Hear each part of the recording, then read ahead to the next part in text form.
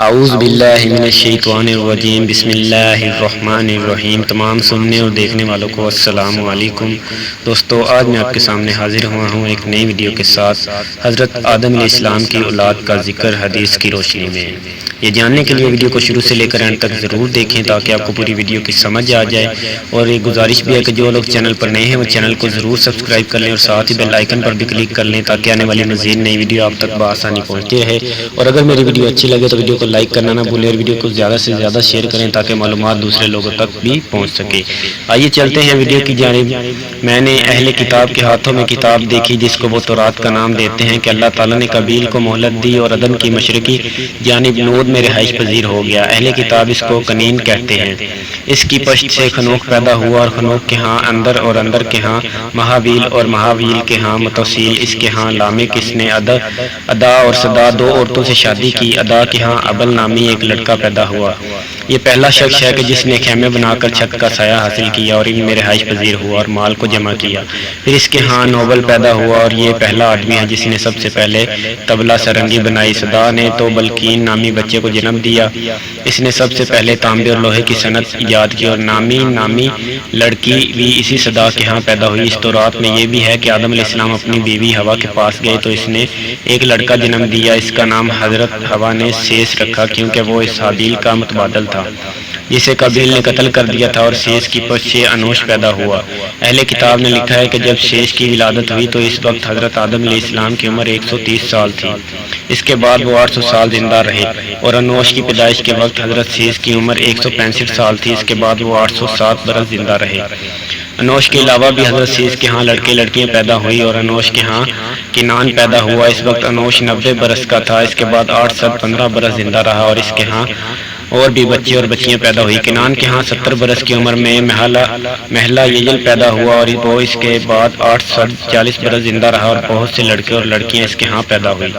محلہ یجل کے ہاں یرد نامی ایک لڑکا پیدا ہوا۔ اس وقت اس کی عمر 25 برس تھی۔ اس کے بعد وہ 830 برس تک زندہ رہا اور اس کے ہاں بہت سے بچے اور بچیاں پیدا ہوئی۔ اور جب یرد کے ہاں خنوخ پیدا ہوا تو اس کی عمر 162 سال کی تھی۔ اس کے بعد وہ 800 سال زندہ رہا اور بہت سے بچے اور بچیاں پیدا ہوئی۔ اور خنوخ کی عمر 25 برس کی تھی کہ اس کے ہاں متوشلک پیدا ہوا۔ اس کے بعد وہ 800 سال زندہ رہا اور اس کے ہاں بہت سے لڑکے اور لڑکیاں پیدا ہوئی۔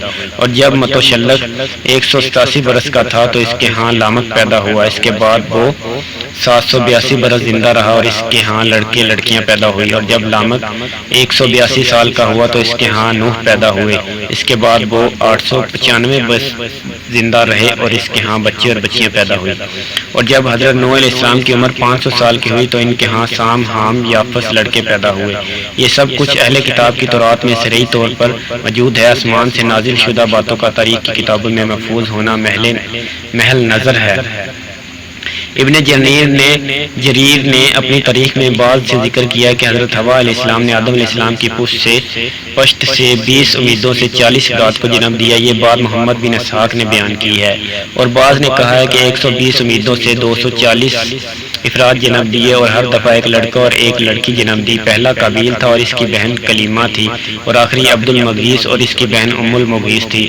اس کے بعد لوگ پھیل گئے اور بہت زیادہ ہو گئے اور زمین میں ادھر ادھر رہائش پذیر ہو گئے، اور ان کی نسل بڑھتی رہی جیسے کہ اللہ تعالیٰ نے فرمایا ہے، اے لوگو اپنے پروردگار سے ڈرو جس نے تم کو ایک شخص سے پیدا کیا، یعنی اول اس سے اس کا جوڑا بنایا، پھر ان دونوں سے بے کثرت مرد و عورت پیدا کر کے روئے زمین پر پھیلا دیے، اور خدا سے جس کے نام کو تم اپنی حاجت برآری کا ذریعہ بناتے ہو ڈرو۔